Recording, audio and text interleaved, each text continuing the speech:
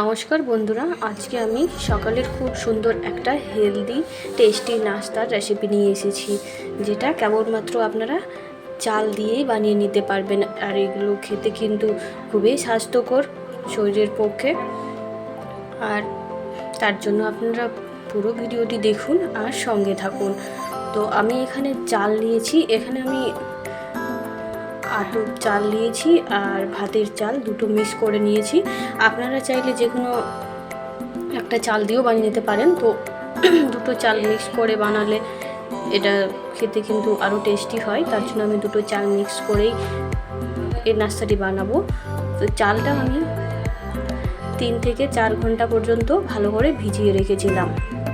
আর এটা ধুয়ে পরিষ্কার করে আমি এরপর এটা মিক্সিং জারে বেটে নেব।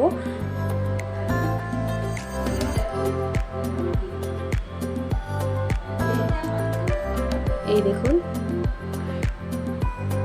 আমার চালের পেস্টটা কত সুন্দর হয়েছে, কতটা স্মুথ হয়েছে। এই দেখুন, এইভাবে চালটা যত ভালো করে ভিজবে এটার পেস্টটা কিন্তু তত ভালো হবে বাটাটা।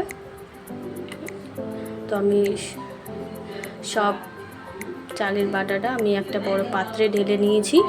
আর এটা আমি ভালো করে, এটা অনেকটা ঘন আছে তাই আমি একটু একটু জল দিয়ে এটা পাতলা করে নেব।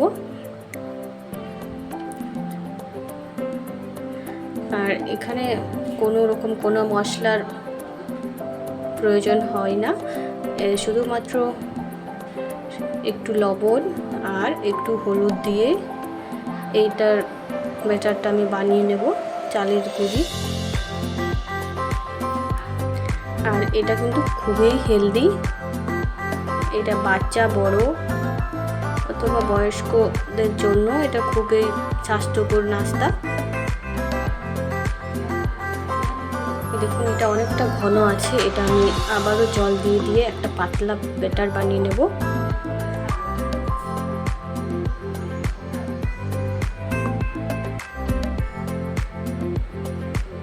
একসাথে বেশি জল মেশাতে যাবেন না, নাহলে এটা আরও বেশি পাতলা হয়ে যাবে। তার জন্য এটা আমি একটু একটু জল দিয়ে পাতলা করে নিয়েছি। এরপর আমি গ্যাসের উনুনে একটা তাওয়া বসিয়ে দিয়েছি, লোহার তাওয়া।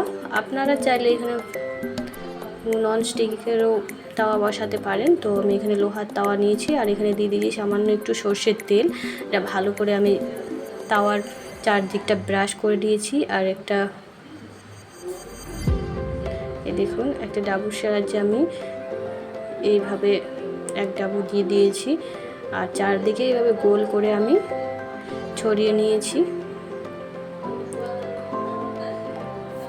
আর একটা ঢাকা দিয়ে দেব।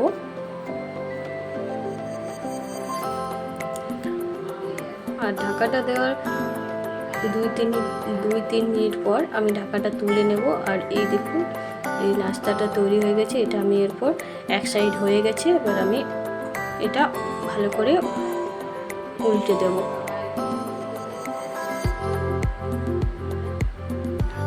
এই দেখুন একটা নাস্তা আমার রেডি হয়ে গেছে। এই দেখুন, এরপর আবারও আমি আপনাদেরকে দেখিয়ে দিচ্ছি।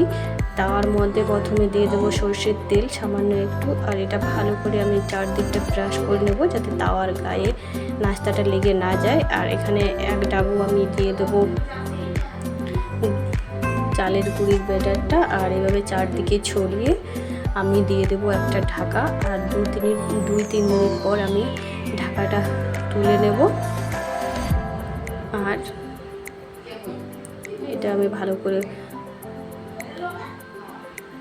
খুন্তির সাহায্যে এটা উল্টে নেব।